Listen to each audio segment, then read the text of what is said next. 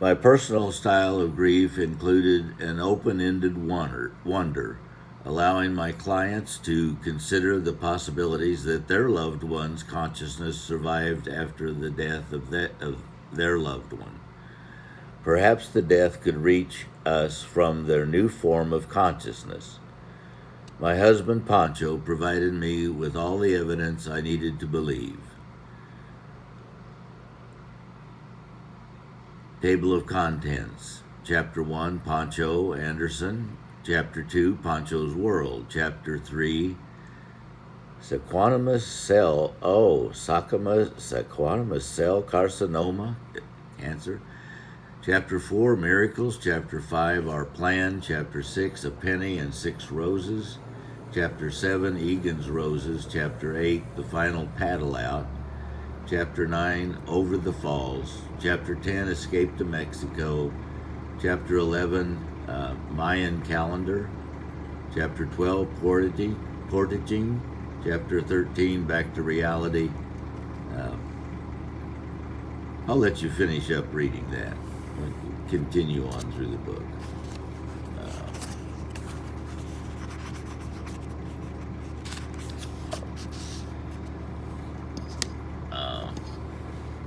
You can see the rest of the chapters there, and then I'll turn here for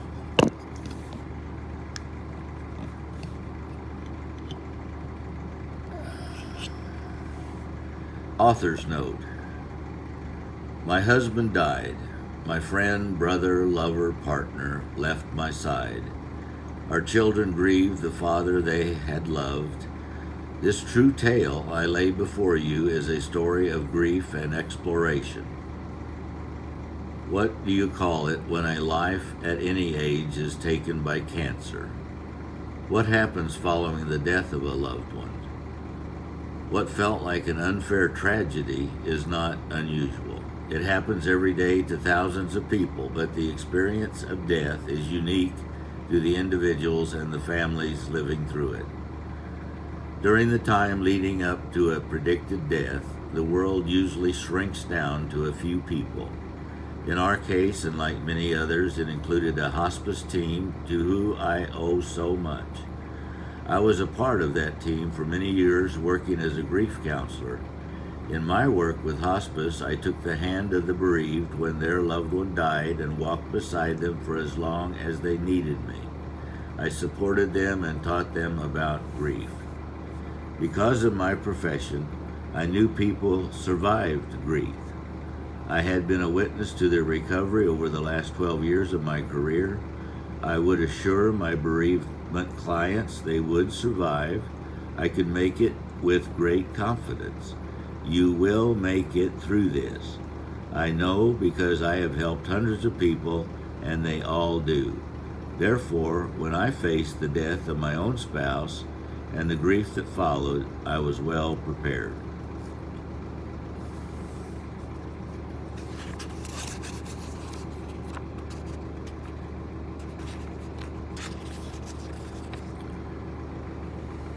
Chapter 1. William Clark Pancho Anderson. Pancho Anderson carried his own brand. There was no other like him. We could not have been more different. I was from a southern family, born and raised in Florida with my roots in North Carolina. I was brought up in the Methodist Church with attendance every Sunday morning of my youth. His mother was born in Massachusetts and raised in Ohio. She married an immigrant from Denmark who grew up in Brooklyn. Pancho's New Yorker dad was genteel, belonged to the country club, played golf, and read all the great works of literature. My father, youngest of 9 from Hendersonville, North Carolina, was a hard-working contractor who used his hands and could do anything. My parents were Democrats, and his parents were Republican. My parents had a high school education. Both of his had graduated from college, the Miami University of Ohio. We, however, were both Florida born and for the most part Florida raised. Pancho had a Texas flair. We both loved horses and raised our own. Our first date was to a rodeo. I could not figure out where Pancho got his southern draw. Not from his family, that was for sure. Pancho had spent his middle school years growing up in Richardson, Texas, outside Dallas. There he learned to love horses and caught his cowboy accent.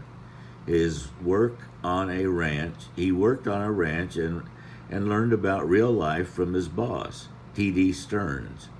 T.D. ran a string of over 100 rental horses. T.D. told great stories. Pancho took on the skill of storytelling and added a flavor of his own.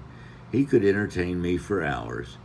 During our last trip to Nova Scotia, when he knew he did not have long to live, again he told me the stories of growing up in Texas. I love listening to his stories.